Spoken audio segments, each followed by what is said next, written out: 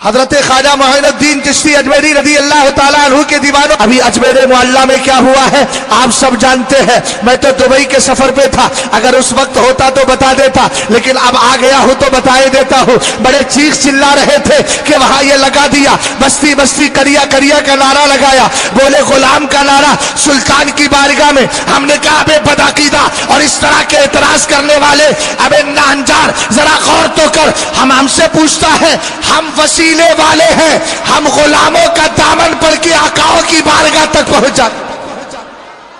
اب کتاب کا حوالہ سنو، کتاب کا نام ہے اکسیر اعظم، اعلی حضرت نے حضرت شیخ عبد القادر جیلانی رضی اللہ تعالیٰ عنہ کی شان میں لکھی ہے، حضرت شیخ عبد القادر جیلانی کی شان میں لکھی فارسی زبان میں اشعار ہے۔ کتاب کا نام ہے اکسیر اعظم، اس کی آپ نے فارسی ہی میں شرح رکھی، اس کا نام ہے مجیر معظم، اس کا اردو میں ترجمہ ہوا، اس کا نام ہے تابع منظم۔ اب میں نے تینوں کا حوالہ دے دیا، پی ڈی ایف کی شکل میں آپ کو گوگل پہ سرچ کرنے پہ مل جائے گی۔ اب ذرا اس میں سنیں، سبع سنابل شریف کے حوالے سے ایک واقعہ ذکر کیا گیا ہے، ذرا ذہن میں حاضر کیجیے گا۔ ہم کہاں ہیں؟ پہلے تو نعرہ یہ لگا تھا، نعرہ تکبیر، نعرہ رسالت، نعرہ غوثیت، اور اس طریقے سے حضرت امیر معاویہ کا صدقہ مانگا گیا تھا۔ ارے بولو نا یار محبت سے سبحان اللہ۔ ابو بکر کا صدقہ مانگا گیا، عمر کا صدقہ مانگا گیا، عثمان کا صدقہ مانگا گیا۔ تم نے سب کو حذف کر دیا، بستی بستی کریا کریا کے نعرے پر اعتراض کرنے والوں اور مسلک اعلی حضرت سے چڑھنے والوں، آؤ ہم بتا رہے ہیں شریعت کی روح کے اعتبار سے بھی درست ہے اور طریقت کے اعتبار سے بھی درست ہے۔ یقیناً ہمارا خواجہ ہندوستان کا راجا ہے اور اس کو راجا بنانے والا اپنے زمانے کا غوث اعظم عبد القادر جیلانی ہے۔ جب آپ نے کہا تھا میرا یہ قدم ہر ولی کی گردن پر ہے، حضرت خواجہ معین الدین چشتی اجمیری رضی اللہ تعالیٰ عنہ خراسان کے اندر تشریف فرما تھے اور آپ مراقبے میں تھے، آواز پہنچی، آپ نے کہا بل علی عینی وراسی، فرمایا آپ کا قدم ناز تو میری آنکھ پر بھی ہے، میرے سر پر بھی ہے۔ تب حضرت شیخ عبد القادر جیلانی نے کہا انا قد جعلناک سلطان الہندی، معین الدین ہم نے تجھے ہندوستان کا بادشاہ بنا دیا ہے۔ لیکن سن، خواجہ معین الدین چشتی اجمیری کے ابے یہ لوگ تو خود اس سلسلے کو بھی نہیں پڑھتے، بس چیخنا چلانا شروع کر دیتے۔ اور ہم نے کہا ہوش کے ناخن لے، اپنے وقت کے مجدد کے نعرے سے تجھے چڑ؟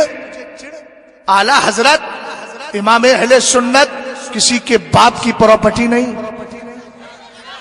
اعلی حضرت بریلی کے پیر کا نام نہیں، اعلی حضرت پوری امت کے مجدد کا نام ہے۔ اور جن کو اعلی حضرت کے نعرے سے چڑھے ان سے پوچھو تو سرکار کی حدیث کو مانتا ہے کہ نہیں مانتا؟ میرے نبی نے کیا فرمایا؟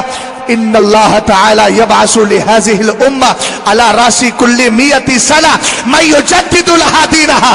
سب کا ترجمہ نہیں کروں گا، بس اس پر غور کریں مولانا ابرار صاحب۔ ان اللہ تعالی یبعث لہذه الامہ، اللہ اس امت کے لیے بھیجتا ہے۔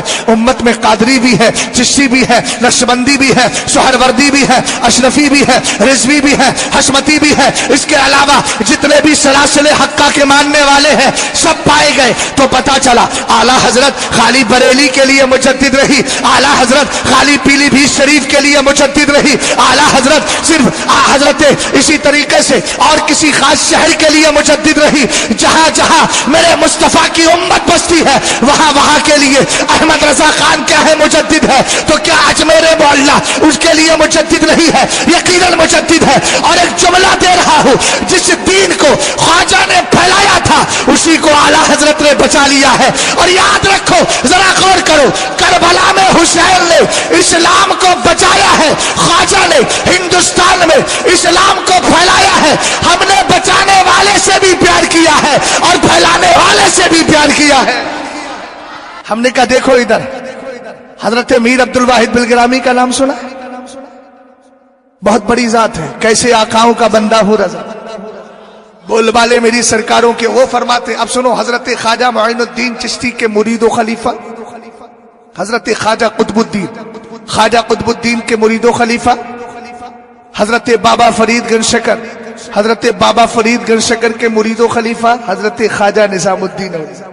حضرت خواجہ نظام الدین اولیاء ایک بار سفر کر رہے، पहले जमाने में दुल्हन को पालकी में बिठा के लेके जाते थे, पहले पीरों को भी उसी में बिठाते थे। पालकी के अंदर ख्वाजा निजामुद्दीन औलिया को बिठा लिया गया अब बैठने के लिए। उसके बाद जो कुल्हाड़ करके कुछ कुहार किस्म के लोग होते हैं ना, जो उठा के लेकर के जाते हैं। आपका कुहार उस दिन बीमार था, उसके कांधे के अंदर तकलीफ थी। अब तवज्जो करना, हमने हजरत ख्वाजा मुइनुद्दीन चिश्ती की बारगाह में ताजुश्शरिया को याद क्यों किया है, आला हजरत को याद क्यों किया है, इसका जवाब इसी में मिल जाएगा। हजरत ख्वाजा निजामुद्दीन औलिया तशरीफ फरमा है।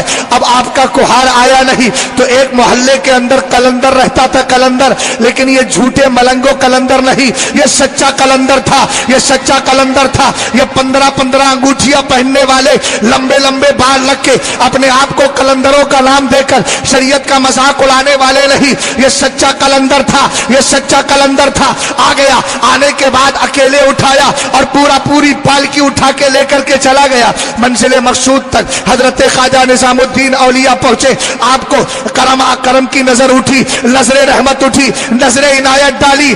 अभी कलंदर था और उसका मर्तबा बढ़ा दिया गया। जैसे ही मर्तबा बढ़ा, ये मस्त होकर कहता है मेरे पीर का करम है, मेरे पीर का। किताब का हवाला दे दिया, सबए सनाबिल शरीफ, लिखने वाले मीर अब्दुल वाहिद बिलगिरामी। अल्लाह अल्लाह इज्जो शानो एहतरामे बिलगिराम, अब्दे वाहिद के सबब है नामे जन्नत बिलगिराम।